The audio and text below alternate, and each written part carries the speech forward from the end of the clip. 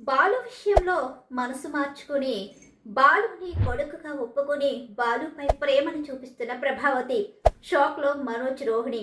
మరి ఇదంతా ఎలా జరగబోతుందో తెలుసుకోవాలనుకుంటే వీడియోనైతే చివరి వరకు మిస్ కాకుండా అయితే చూసేయండి. ఇక ఇక్కడ చూస్తే మనోజ్ విషయంలో రోజు రోజుకి కూడా తనకి ఉన్న ఆశలన్నీ చచ్చిపోతూ ఉంటాయి. మనోజ్ ఇక బిజినెస్ అయితే మొదలు పెడతాడు, కానీ బిజినెస్ విషయంలో కూడా మనోజ్ నష్టాన్ని తీసుకొస్తూ ఉంటాడు. మనోజ్ బిజినెస్ ని కూడా సక్సెస్ఫుల్ గా రన్ చేయలేకపోతూ ఉంటాడు. మనోజ్ కోసం ఇక ఎంతో డబ్బు తీసుకొచ్చి పెడుతుంది. మనోజ్ కోసం ఆ ఇంట్లో దొంగగా నిలబడుతుంది. రకరకాలుగా చేసిన మనోజ్ లో మార్పు రాదు. మనోజ్ చేస్తున్న బిజినెస్ కూడా అంతంత మాత్రంగానే ఉండడం మొదలు పెడుతుంది. దాంతో రోజు రోజుకి ప్రభావతికి మనోజ్ పై విరక్తి కలగడం మొదలవుతూ ఉంటుంది. కారు డ్రైవర్ అని బాలుని ఎగతాళి చేసిన బాలు మీనా ఇద్దరు కూడా ఎంతో ఓర్పుగా నేర్పుగా ఇద్దరు పైన రూమ్ కట్టడానికి కూడా డబ్బులు కూడబెట్టుకుంటూ చాలా సహనంగా వాళ్ళు చేస్తున్న వృత్తినే దైవంగా భావించి ఇంకా డెవలప్ చేసుకునే ప్రయత్నమే చేస్తూ ఉంటారు. ఇంట్లో అందరినీ సంతోష పెడుతూ పైగా ఇంటి ఖర్చుల్ని భరిస్తూ మరి వాళ్ళని చూసి రోజు రోజుకి ప్రభావతిలో తన పెద్ద కొడుకు కన్నా తన చిన్న కొడుకు బాలునే రైట్ అన్న ఆలోచన రావడం మొదలవుతుంది. ఇక ఊహించని విధంగా ఒకరోజు మనోజ్ అయితే తను ఆలోచించుకుంటూ ఉంటాడు. ఈలోగా రోహిణి మనోజ్ దగ్గరికి వస్తుంది. ఏంటి మనోజ్, బిజినెస్ పెట్టుకున్నావు, సక్సెస్ అవుతావని ఎన్నో కలలు కన్నాను. నువ్వు సక్సెస్ అయ్యి జీవితంలో గొప్ప స్థాయికి వెళ్తాం మనం.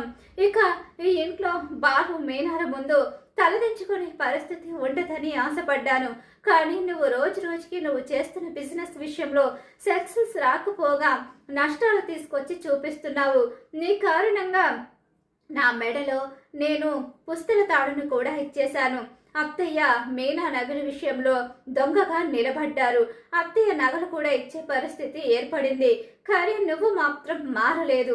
నువ్వు అప్పటికి ఇప్పటికీ బిజినెస్ లో అసలు ముందుకు వెళ్ళలేకపోతున్నావు. డబ్బు సంపాదించాలనే ఆశ ఉంటే సరిపోదు, దాన్ని ఎలా సంపాదించాలి, సంపాదించిన సంపాదనని ఎలా నిలబెట్టుకోవాలనే తెలివితేటలు కూడా ఉండాలి. కానీ నేను అవేమీ కనిపించడం లేదు.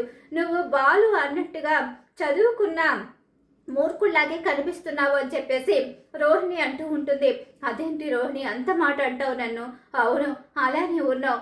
నువ్వు ఎప్పుడూ కూడా సక్సెస్ గా ముందుకెళ్తావన్న ఆశలు నాకు రోజు రోజుకి చచ్చిపోతున్నాయి అని చెప్పేసి అంటూ ఉంటాడు మనోజ్ అయితే.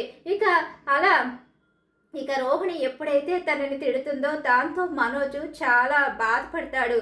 వీడి ముందు తలదించుకునే పరిస్థితి రాకూడదు అనుకున్నాను. కానీ బాలు ముందు ప్రతిసారి దోషిగానే నిలబడుతున్నాను. అలా అని నేనేం చేయలేకపోతున్నాను అని మనోజ్ ఆలోచించుకుంటూ ఉంటాడు. రోహిణి అక్కడి నుంచి ఇక మనోజ్ని అనేసి బయటకైతే వెళ్ళిపోతుంది. అలా వెళ్ళిపోయిన తర్వాత మనోజ్ తనని తను ఆలోచించుకుంటూ ఉంటాడు. ఏంటి భగవంతుడా, నాకు ఈ శిక్ష వేశావేంటి? నేను చదువుకున్న వాడిని, అలాగే బిజినెస్ చేస్తానని గొప్పగా అనుకున్నాను. కానీ బిజినెస్ చేయలేకపోతున్నాను, అందరి ముందు దోషిగా నిలబడుతున్నాను అని చెప్పి భగవంతుడి దగ్గర దండం పెట్టుకుంటూ ఉంటాడు. ఇలాగా ప్రభావతి వెనుక నుంచి వస్తుంది.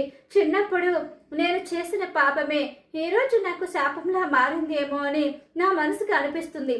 చిన్నప్పుడు వీడు చేసిన పాపమేంటి అని చెప్పేసి ఆశ్చర్యంగా చూస్తూ ఉండిపోతుంది ప్రభావతి అయితే. నేను చిన్నప్పుడు తెలిసి తెలియక నేను నా తర్వాత పుట్టిన వాడిని కాలువలో తోసేయడం, ఆ తర్వాత ఆ నేరాన్ని కాపాడాలి అనుకున్న బాలు మీద నెట్టేయడం జరిగింది. ఆ రోజుకి ఈ రోజుకి నేను పశ్చాత్తాపం పడకపోగా అది బాలుయే చేశాడని అందరినీ నమ్మించి తప్పించుకుంటూ తిరుగుతున్నాను. అదే ఈరోజు నాకు పాపంగా మారి ప్రతి విషయంలో నన్ను వెనుకడుగు వేసేలాగే చేస్తుంది. అందరి ముందు దోషిలా నిలబడుతుంది. అలా అని నేను తప్పు చేశానని ఒప్పుకుంటే అమ్మ నన్ను బాలుగాడిని చూసినట్టే చూస్తుంది. నేను తట్టుకోలేను.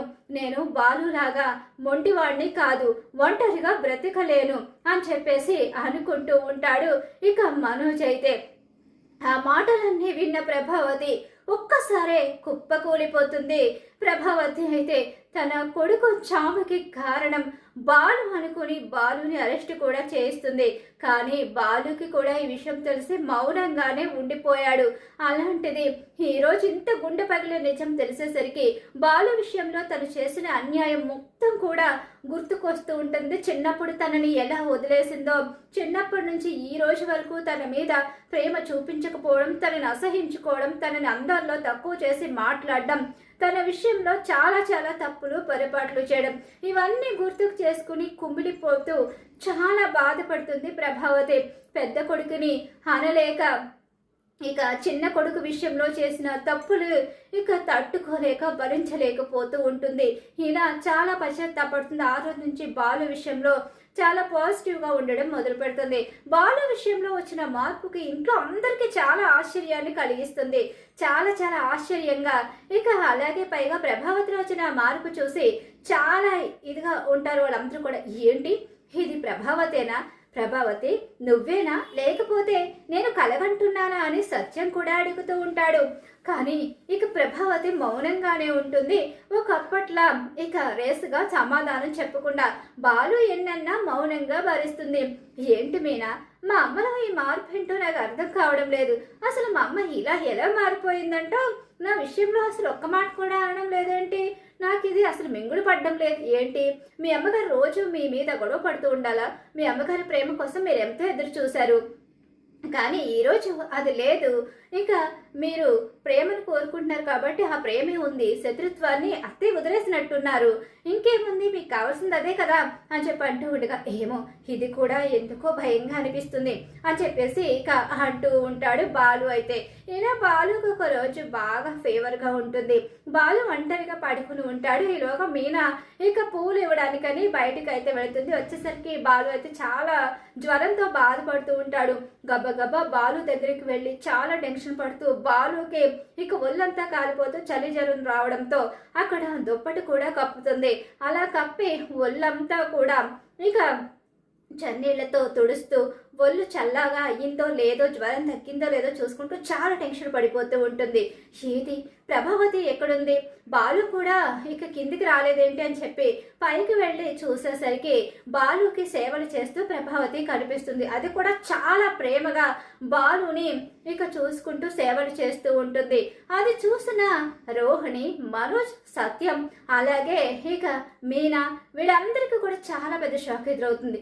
ఏంటి ప్రభావతి, నువ్వేనా వాడిని ఎంత ప్రేమగా చూసేది అని చెప్పి అంటూ ఉండగానే, వీడిని నేనే కన్నాను కదండి, నేను కూడా ఒక తల్లినే. ఇంతకాలం వీడి విషయంలో చాలా తప్పులు చేశాను.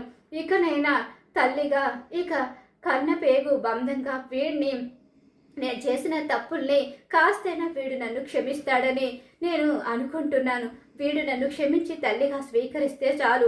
వీడందు ఇలా చిన్న చిన్న సేవలు చేసుకుని వీడికి దగ్గరయ్యి అమ్మ అని వీడి చేత పిలిపించుకోవాలి అనుకుంటున్నాను.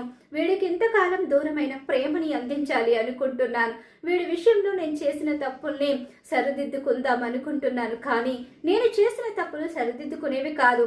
కానీ ఎక్కడో చిన్న ఓపు దేవుడు అవకాశం ఇస్తాడని ఇక తల్లిని కదా, ఒక చిన్న అవకాశం ఇస్తే నా కొడుకుని నేను ఇంతకాలం బాధ పెట్టినందుకు ఆ బాధని నేను భరిస్తూ వాడికి తల్లిగా దగ్గరవుతాను అని చెప్పి చెప్తూ ఉంటుంది అందరితో. అలా చెప్పేసరికి అందరికీ చాలా పెద్ద షాక్ ఎదురవుతుంది. ఇక రోహిణి, మనోజ్ అయితే మాత్రం ఇంతకాలం మనోజ్ మీద మాత్రమే ప్రేమ చూపించిన ప్రభావతి సడన్ గా వచ్చిన మార్పుకి పెద్ద షాక్ కి గురవుతారు. మరి ఖచ్చితంగా ఇలా జరగబోతుంది. బాలు, ప్రభావతి కలిసి ఉండాలని మీరు కూడా కోరుకుంటున్నారైతే వీడియోని తప్పకుండా లైక్ చేసేయండి. అలాగే గుండె నిండా గుడి గంటలు సీరియల్ అప్కమింగ్ ఎపిసోడ్స్ టీవీలో కన్నా ముందుగానే మీరు చూడాలనుకుంటున్నారా? ఇలాంటి లేటెస్ట్ ట్విస్ట్లు, లేటెస్ట్ ఎపిసోడ్స్ని ముందుగా కనుక మీరు చూడాలనుకుంటే తప్పకుండా మా ఛానల్ అయితే సబ్స్క్రైబ్ చేసుకుని పక్కనే ఉన్న గంట సింబల్లో ఆల్ మీద అయితే క్లిక్ చేసేయండి.